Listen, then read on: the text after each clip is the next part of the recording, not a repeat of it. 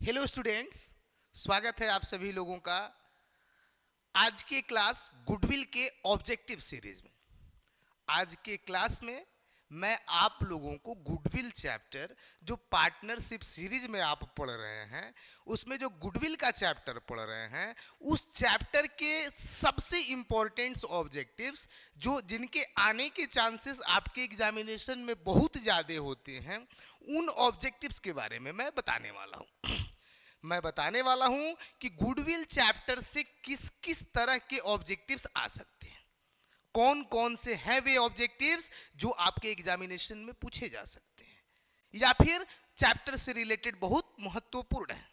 आज उन सभी ऑब्जेक्टिव्स पे जो है मैं चर्चा करने वाला हूं, मैं बताने वाला हूं आज की क्लास में। तो आज की क्लास में आप बिल्कुल धैर्य से बने रहिए क्योंकि ये बहुत ही इंपॉर्टेंट क्लास होने वाला है आपके लिए।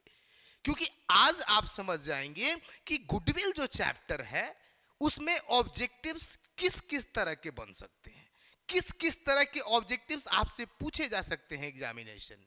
तो अगर आप चाहते हैं कि ऑब्जेक्टिव्स पे आपका पकड़ बहुत अच्छा हो, तब मेरे चैनल पे मेरे क्लासेस में चैप्टर जो भी पढ़ाए जाते हैं, जो भी क्लासेस होते हैं प्रत्येक चैप्टर्स के, उसमें ऑब्जेक्टिव्स का एक क्लास जरूर होता है और उसमें मैं बताता हूं कि उस चैप्टर के महत्वपूर्ण ऑब्जेक्टिव्स कौन कौन से हैं।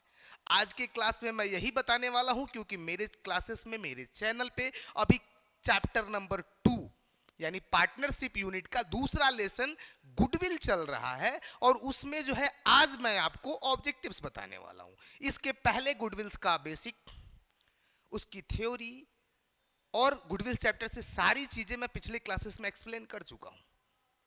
साथ ही साथ न्यूमेरिकल्स भी चलता है मेरे चैनल पे। यदि आप मेरे चैनल पे नए हैं तो बाबू मैं आपको बता दूं कि इसके पहले पार्टनरशिप फंडामेंटल यानी पार्टनरशिप का पहला जो चैप्टर है उसका फुल कंसेप्ट, फुल ऑब्जेक्टिव, साथ ही साथ न्यूमेरिकल्स क्वेश्चंस मेरे चैनल पे पहले ही उसका प्लेलिस्ट अपलोड हो चुका है।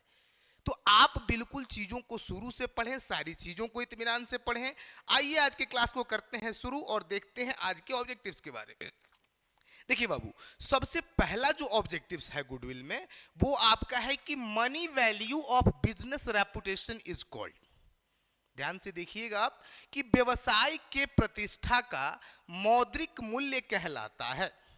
यानी कि बाबू, एक व्यवसाय जो होता है उसका जो रेपुटेशन वैल्यू होता है, जो मनी के टर्म में जो है, पैसे के टर्म में जो एक्सप्लेन किया जाता है, उसको क्या कहा जाता है। तो बाबू मैं आपको बता दूं कि इसका आंसर है गुडविल। इसका आंसर है गुडविल। यानी कि एक व्यवसाय का जो रेपुटेशन होता है उसके मनी वैल्यू को हम लोग गुडविल कहते हैं, ख्याति कहते हैं। दूसरा ऑब्जेक्टिव देखते हैं हम लोग। गुडविल इज एन एसेट्स, ख्याति संपत्ति है। यानी ख्याति किस प्रकार की संपत्ति है। तो ख्याति का जब डेफिनेशन मैंने आपको बताया था बाबू, तो उसमें बताया था कि गुडविल इंटेंजिबल है यानी अमूर्त है, इनविजिबल है यानी कि अदृश्य है, फिक्स्ड है यानी कि अस्थाई है। यानी कि तीनों ही है, इंटेंजिबल भी है, इनविजिबल भी है और फिक्स्ड भी है। यानी कि यहां पे आपका ऑप्शन जो है वो डी नंबर, ऑल, सभी जो है वो सही होने वाला है। बिल्कुल ही ऑब्जेक्टिव्स को इत्मीनान से देखें, धैर्य से देखें, ताकि आपके दिमाग में सारी चीजें बढ़िया से आए।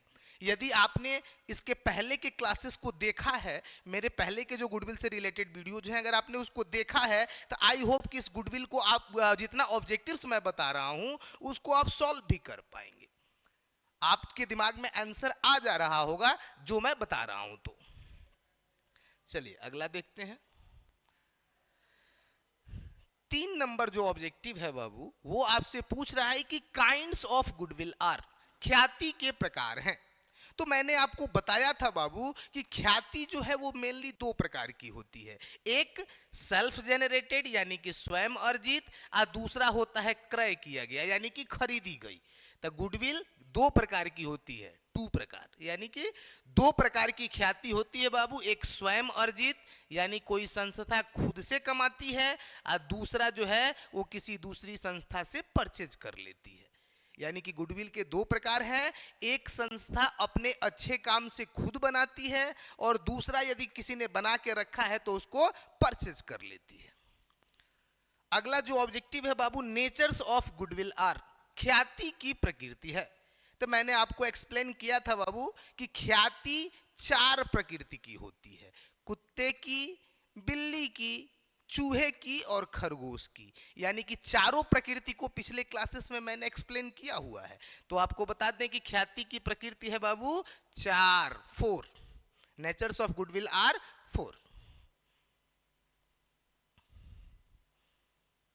अब जो है मैं यहां पे आपको अगला ऑब्जेक्टिव बता रहा हूं कि methods of goodwill valuation are, यानी कि ख्याति के मूल्यांकन की विधियां हैं। जो गुडविल कैलकुलेट किया जाता है बाबू वो कितने मेथड से किया जाता है? तो ख्याति के मूल्यांकन की कुल 3 विधियां हैं। मैंने अपने क्लास में बताया भी है आपको। आई होप कि यदि पहले आप लोगों ने क्लासेस को देखा होगा तो वे चीजें आपको याद होंगी। अगला जो ऑब्जेक्टिव है बाबू 6 नंबर, यहां देखते हैं 6 नंबर को, कि सुपर प्रॉफिट इक्वल टू, अधिलाभ बराबर होता है। तो देखिए बाबू, सुपर प्रॉफिट इक्वल टू होता है एक्चुअल या average profit minus normal profit, यानी औसत या वास्तविक लाभ, वास्तविक या ध्यान दीजिएगा यहां पे, औसत या वास्तविक लाभ माइनस सामान्य लाभ, यानी कि सुपर प्रॉफिट बराबर actual average profit minus normal profit. अगला जो ऑब्जेक्टिव है वो 7 नंबर है कि नॉर्मल प्रॉफिट इक्वल टू, सामान्य लाभ बराबर होता है। यानी एक फर्म अपना सामान्य लाभ कैसे डिटरमाइन करती है? तो देखिए बाबू, नॉर्मल प्रॉफिट बराबर होता है invested capital into normal rate of written by 100, यानी निवेशित पूंजी गुणे सामान्य प्रत्याय की दर बटा 100। यानी कि आपका 7 नंबर ऑब्जेक्टिव का फॉर्मूला ये है। अगला ऑब्जेक्टिव है बाबू, नेट एसेट्स बराबर शुद्ध संपत्ति बराबर होता है। यानी कि नेट एसेट्स बराबर क्या होता है, शुद्ध संपत्ति बराबर क्या होता है? तो बाबू, नेट एसेट्स बराबर होता है total assets minus external liabilities, कुल संपत्ति माइनस बाहरी दायित्व। यानी यदि आपसे कोई पूछ देता है कि नेट एसेट्स यानी शुद्ध संपत्ति कैसे कैलकुलेट करेंगे, तो आपका फॉर्मूला होगा बाबू total assets minus external liabilities. अगला ऑब्जेक्टिव 9 नंबर कह रहा है कि accounting standard belongs to goodwill, ख्याति से संबंधित लेखांकन प्रमाप है। यानी कि जो गुडविल है, अकाउंटिंग स्टैंडर्ड, कौन सा अकाउंटिंग स्टैंडर्ड है जो उससे संबंध रखता है बाबू? यही ना मतलब है, ख्याति से संबंधित जो लेखांकन प्रमाप है बाबू वो है 10। लेखांकन प्रमाप 10 जो है वो गुडविल से संबंधित होता है। अगला ऑब्जेक्टिव है सुपर प्रॉफिट मीन्स, अधिलाभ का अर्थ है। यानी कि अगर आपसे कोई कहे कि सुपर प्रॉफिट का क्या मतलब होता है, तब बाबू सुपर प्रॉफिट का मतलब है more profit than normal profit, सामान्य लाभ से अधिक लाभ। यानी एक फर्म जो सामान्य लाभ कमाती है, उस सामान्य लाभ से वह जितना अधिक लाभ कमा लेती है, जो सामान्य लाभ निर्धारित होता है, सामान्य लाभ को निकालने का फॉर्मूला मैंने ऊपर दिया। तो एक फर्म जो सामान्य लाभ कमाती है, उससे जो अधिक लाभ वह कमाती है, उसको क्या कहते हैं बाबू? सुपर प्रॉफिट कहते हैं। यानी कि more profit than normal profit. अगला जो ऑब्जेक्टिव है वो आपका है according to which accounting standard, accounting to which accounting standard, accounting to which accounting standard,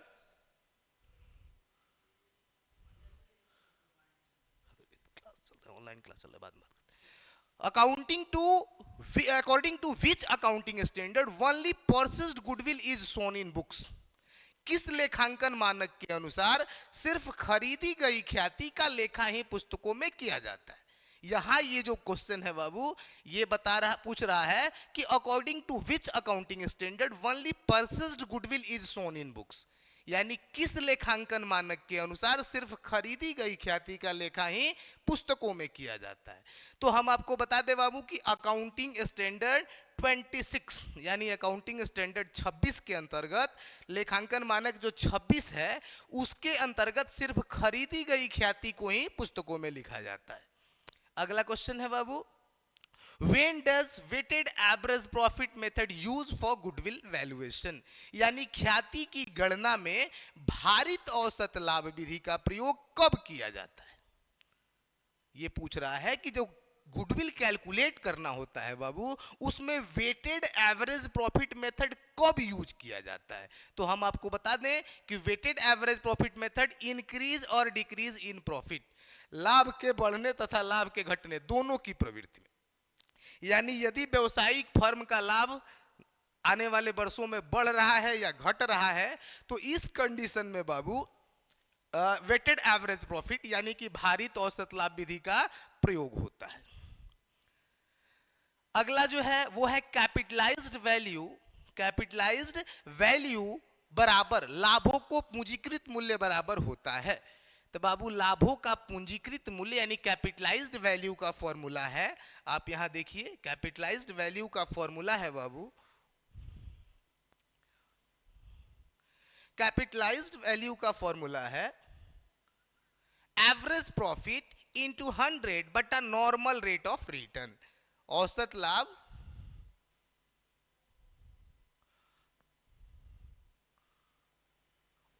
लाभ इंटू 100 बटा नॉर्मल रेट ऑफ रिटर्न यानी औसत लाभ गुणे 100 बटा सामान्य प्रत्याय की दर, ये इसका फॉर्मूला है। 14th नंबर ऑब्जेक्टिव आपसे पूछ रहा है बाबू कि which goodwill does not show in books, यानी कौन सी ख्याति का लेखा पुस्तकों में नहीं दिखाया जाता है, यानी ऐसी कौन सी गुडविल होती है जिसकी एंट्री व्यवसायिक फर्म में नहीं की जाती है। तो इसका आंसर है बाबू सेल्फ जनरेटेड गुडविल, स्वयं उत्पन्न की गई ख्याति। हमने आपको पहले भी बताया था कि सिर्फ खरीदी गई ख्याति को लेखांकन मानक 26 के अनुसार दिखाया जाता है, लेकिन यहां पे देख रहे हैं आप सेल्फ जनरेटेड जो गुडविल है बाबू उसको जो है हम लोग पुस्तकों में नहीं दिखाते हैं। अगला ऑब्जेक्टिव है 15 number, which type of goodwills value is higher, यानी कि किस प्रकार की ख्याति का मूल्य सबसे अधिक होता है। सबसे अधिक किस प्रकार की ख्याति का मूल्य होता है, तो हम बता दें बाबू कि उसका नेचर है कैट नेचर, यानी बिल्ली की प्रकृति की ख्याति का मूल्य सबसे ज्यादा होता है। अब बिल्ली, कुत्ता, चूहा और खरगोश चारों ही प्रकृति के गुडविल को मैंने डिफाइन किया हुआ है, क्लियर किया हुआ है अपने पिछले क्लासेस में। तो अभी तक आपने अगर इसका कंसेप्शनल क्लास नहीं देखा है, मीनिंग वाला क्लास नहीं देखा है, फर्स्ट और सेकंड जो लेक्चर है उसको नहीं देखा है, तो मैं आपसे रिक्वेस्ट करता हूं कि पहले आप उस क्लासेस को देखिए। अब अगर आप उस क्लासेस को देखेंगे ना तो सारी चीजें इत्मीनान से समझ पाएंगे। Which fixed assets is not depreciated, किस अस्थाई संपत्ति पर ह्रास नहीं लगाया जाता है। देखिए बाबू कौन सी ऐसी अस्थाई संपत्ति है जिस पर ह्रास नहीं लगता है, तो उसका आंसर है बाबू गुडविल, ख्याति। ख्याति पर ह्रास नहीं लगता है, हालांकि लैंड जमीन पर भी ह्रास नहीं लगता है। विच type of goodwill value is lowest, यानी कि किस प्रकार की ख्याति का मूल्य सबसे कम होता है।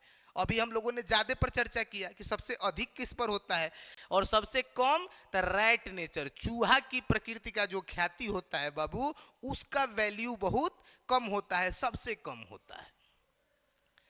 अगला ऑब्जेक्टिव है कि विच type of goodwill is not fixed, यानी किस प्रकार की ख्याति स्थिर नहीं रहती है। तो देखिए बाबू चूहा की प्रकृति की ख्याति स्थिर नहीं रहती है, क्योंकि चूहा का स्वभाव है कि वो कभी एक जगह नहीं टिकता है, कभी इधर भागेगा, कभी उधर भागेगा, कभी उधर भागेगा। तो रैट नेचर जो गुडविल होता है बाबू वो फिक्स्ड नहीं होता है। विच type of goodwill is limited around its place, यानी कि किस तरह की ख्याति जो है वो अपने आसपास तक ही सीमित होती है, वो उससे दूर नहीं निकल पाती है। तो बाबू ये नेचर किसका है, रैबिट का, खरगोश का। खरगोश का ये स्वभाव है कि वह अपने निवास स्थान के अगल बगल ही रहता है, उससे दूर नहीं जाता है। तो इसका आंसर होगा रैबिट नेचर। अगला जो ऑब्जेक्टिव है बाबू 20 नंबर, वो पूछ रहा है कि after adjustments of abnormal profit और abnormal loss then the profit is called, then the profit is called, यहां पे then the profit is called, किसी वर्ष के लाभ में से असामान्य लाभ अथवा असामान्य हानि को प्रभावित करने के बाद का लाभ कहलाता है। तो क्या कहलाता है बाबू? Adjusted profit. एडजस्टेड प्रॉफिट, समायोजित लाभ। लास्ट ऑब्जेक्टिव है कि एवरेज प्रॉफिट इक्वल टू, औसत लाभ बराबर होता है। देखिए बाबू, औसत लाभ बराबर यानी एवरेज प्रॉफिट बराबर होता है total profit minus total loss बटा नंबर ऑफ ईयर्स अर्न्ड, बटा नंबर ऑफ ईयर्स अर्न्ड, यानी कुल लाभ माइनस कुल हानि बटा अर्जित वर्षों की संख्या। ये फॉर्मूला होता है एवरेज प्रॉफिट का, जो मैंने आपके न्यूमेरिकल वाले क्लास में भी बताया हुआ है। तो आई होप कि इस चैप्टर के जो सबसे महत्वपूर्ण ऑब्जेक्टिव्स थे उन सबको मैंने क्लियर करा दिया अपने इस क्लास में, और आप लोगों को आई होप कि समझ में भी आया होगा। इसी तरह के इंपॉर्टेंट क्लासेस के लिए, इंपॉर्टेंट लेक्चर्स के लिए, थ्योरीज को लिए, ऑब्जेक्टिव्स के लिए, न्यूमेरिकल्स क्वेश्चंस के लिए आप हमारे चैनल से जुड़े रहें। आपको जो है पूरा कोर्स इसी तरह से बिल्कुल ही आसान भाषा में मेरा चैनल प्रोवाइड कराने वाला है। धन्यवाद।